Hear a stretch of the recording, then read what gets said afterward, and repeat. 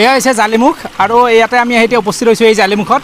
আপোনালোকক দেখুৱাম, এইটো এটা আচলতে জালিটো আচলতে এই যিটো শিল দি পেলাই হেৰি বনায়, হয়, এই মথাউৰি দৰে বনায় যে, সেইটো নেটেদি হেৰি কৰেতো, সেইটোৱে জালি।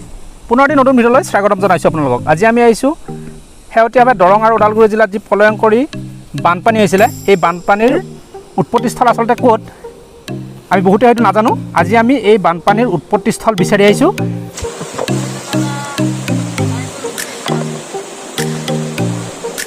আৰু এইখনেই হৈছে কুলচি নদী আৰু এইখনকেই দৰঙত শাকতোলা বুলি কয়।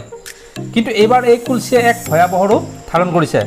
ভূটানৰ পৰা বৈ অহা ননৈ নদীয়ে জালিমুখত যি বান ভাঙি কুলচিত প্ৰৱেশ কৰাত ওদালগুৰি জিলাৰ লগতে দৰঙত কেনে বিভীষিকাময় পৰিস্থিতিৰ সৃষ্টি কৰিছে সেয়া আপোনালোক সকলোৱে ইতিমধ্যে দেখিছে। কুলচিৰ যিটো উৎস, খালিমদুৱাৰ বনাঞ্চলৰ মাজত কুলচিৰ সৰু এটা ঢোঙৰ পৰা কুলচিখন সৃষ্টি হৈছে আৰু সেইটো খৰালি একেবাৰে শুকাই যায়। আনফালে ননৈত অধিক পানী, ননৈটো আকৌ ভূটানৰ গভীৰৰ পৰা আহিছে। ননৈৰ অধিক পানী এই অঞ্চলৰ তলফালে যেতিয়াই আমাৰ খৈৰা জংঘল অঞ্চলত কেইবাটাও গম পোৱা মতে 7টা কেঁচাৰ মেচিন আছে আৰু 4টা মহল দিয়া আছে। কিমান দূৰ সঁচা কথা আমি নাজানো। আৰু শিল বালি সংগ্ৰহৰ মহল দিয়াৰ ফলশ্ৰুতিত কি হৈছে যে নদীৰ পৰা অবাধ গতিত তেওঁলোকে ইয়াৰ পাৰিপাৰ্শ্বিক কথা বাৰ্তাবিলাক, নদীৰ পাৰিপাৰ্শ্বিক কথা বাৰ্তাবিলাক ৰক্ষা কৰি পেলাই শিল সংগ্ৰহ কৰিব লাগে, এই বিষয়বিলাক তেওঁলোকে নৰখাৰ ফলত কি হৈছে, অবাধ গতিত শিল সংগ্ৰহৰ ফলত নদীখন বহল হৈ গৈছে, ক্ৰমে বহল হৈ গৈছে, বালিৰ পৰিমাণ বৃদ্ধি হৈছে, নদীখন দ হৈ গৈছে। দ হোৱাৰ ফলত কি হৈছে, ননৈত কৰি কুলচিখন দ হোৱাত ননৈৰ পানীৰ সৈতে কুলচিৰ এই অংশত কুলচিত সোমাই পৰিছে। নৈৰ পানী গুৰুত্বপূৰ্ণ অংশ কুলচিত সোমাই পৰা কাৰণেই জালিমুখৰ বান্ধটো দিব লগা হ'ল। বিশেষকৈ ননৈ নদীৰে নামি অহা জলস্ৰোতক কুলচিত প্ৰৱেশত বাধা দিয়াৰ উদ্দেশ্যেৰেই 1998 চনত জালিমুখত এই বান্ধটো নিৰ্মাণ কৰা হৈছিল।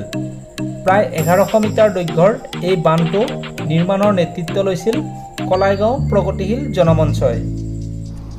এয়া হৈছে জালিমুখ আৰু ইয়াতে আমি এতিয়া উপস্থিত হৈছোঁ এই জালিমুখত।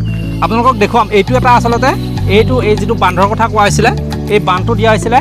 এই বান্ধটো ইয়াৰ পৰা এই বান্ধটো তালৈকে আছিলে। কিন্তু মানে কলাইগাঁৱৰ যিটো প্ৰগতিশীল জনমঞ্চ, এই জনমঞ্চৰ উদ্যোগতে এখন সমিতি কৰি কেনেকৈ আমি এই বানপীড়িত নৈপৰীয়া ৰাইজখিনি কেনেকৈ সহায় কৰিব পাৰি, বচাব পাৰি, এই কথাখিনি চিন্তা চৰ্চা কৰি আমি আগবাঢ়িছিলোঁ।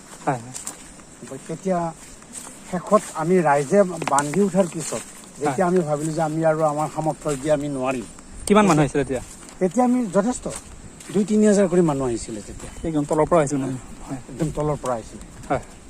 এই নেওকপাৰা, তাৰ পৰা বোকৰাঝাৰ, ৰনথলী, নিজদলা, গণকপাৰা, নাহৰবাৰী, এনেকৈ ৰাইজখিনি আছিল। পলসাগৰ এই অঞ্চলৰ ৰাইজো আহিছিল। কিন্তু অতি পৰিতাপৰ কথা যে ভূটানৰ পৰা যি ননৈৰ যিটো জলস্ৰোত নামি আহে, সেই জলস্ৰোতক কুলচিত প্ৰৱেশত বাধা দিয়া এই জালিমুখৰ যিটো বান্ধ, এই বান্ধটো সম্পূৰ্ণৰূপে ব্যৰ্থ হয় আৰু যাৰ পৰিপ্ৰেক্ষিতত 2019 চনত বান্ধটোৰ কিছু অংশ ননৈয়ে উটুৱাই লৈ যায়। সেই বছৰ ইয়াতে কিছু বানপানী হৈছিলে, কিন্তু এইবাৰ ভূটানত হোৱা প্ৰবল বৃষ্টিপাতৰ কাৰণে এই জালিমুখৰ বান্ধটোৰ অধিকাংশই ননৈয়ে উটুৱাই লৈ যায় আৰু তাৰ সম্পূৰ্ণ পানীভাগ কুলচিৰে বাগৰি অহা দৰঙৰ যি শাকতোলা নদীয়ে এক বিভীষিকাময় পৰিস্থিতিৰ সৃষ্টি কৰে। আৰু তাৰোপৰিও আৰু এটা অন্য দিশ, এইবাৰ ভোলা নদীৰো এটা সুঁতি কুলচিত পৰি আছে, আগৰ পৰাই পৰি আছিলে। এই ভোলাৰ পৰাও অত্যাধিক পানী কুলচিত পৰিছিল। যে এখন নদীত যদি একেলগে 2-3খন নদীৰ সোঁতৰ বৃহৎ পানী যদি পৰে, স্বাভাৱিকতে বৃহৎ বানপানীৰ সৃষ্টি হ'ব।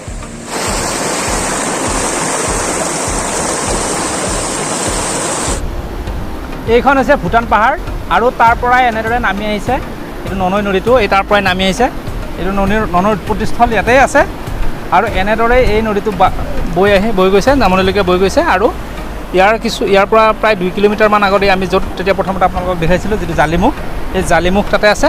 তাতে সেই বান্ধটো দিয়া হৈছিলে, কিন্তু দুৰ্ভাগ্যক্ৰমে এই বান্ধটো বাৰে বাৰে তাত ভাঙি থকাৰ বাবে এই নামনি অংশত যি প্ৰলয়ংকৰী বানৰ সৃষ্টি হৈ আহিছে। মানে আগৰ যেনেকুৱা আমাৰ ইয়াতে ইও নাই না, এই যিটো আগৰ যেনেকুৱা ডাঙৰ ডাঙৰ গছ আছিল সেই গছকেইটাতো এতিয়া জংঘলত নাই। নাই নাই সেইকাৰণে হিফাই ধৰি ৰাখিব পৰা মানে ক্ষমতা মাটিৰ নাই। নাই কিবা এটা পানী আহিলে মানে একেবাৰে ফটককৈ আৰু ভাঙি লৈ যায় মানে। ঠাই চব মানে গছ গছ ডাঙৰ গছেই নাই, হয় হয় জংঘলত যিমান হ'ব লাগে এইটো নাই। এই এনেকুৱাত মানে আমাৰ এতিয়া আৰু এই বল্ডাৰ প্ৰটেকশ্যনো থাকিব নোৱাৰে। যিমান যেনেকুৱা পানী আছে 5 ফুট ধৰক আপোনাৰ 9 ফুট ওপৰলৈও পানী আহি আছে মানে এইবাৰ যি পানী আছে। হয় আচ্ছা আচ্ছা 9 ফুট 10 ফুট ওপৰত এনেকুৱা পানী আহিছে, যিটো জালিয়ে মানে জালিয়েৰ পৰা ওপৰত পানী আহিছে। এইবিলাকতো বহুত গছ গছনি আছিল, এইবিলাক বহুত ডাঙৰ ডাঙৰ গছ। এতিয়া আপুনি এই গছ এটাও চাব নোৱাৰে, আপোনাৰ কেমেৰা ঘূৰাই চাওক যদি গছ ডাঙৰ গছ আছে, এটাও নাই, গছে নাই জংঘল ডাঙৰ কাটিছে ন, চব কাটা গৈছে।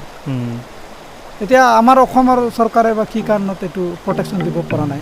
ইয়াৰ যি স্থানীয় লোকসকল আছে তেওঁলোকৰ জীৱন সংগ্ৰামৰ প্ৰকৃত ছবিখন দেখিলে আপুনি আচৰিত হ'ব, কাৰণ বিভিন্ন সমস্যাৰে তেওঁলোক ভাৰাক্ৰান্ত।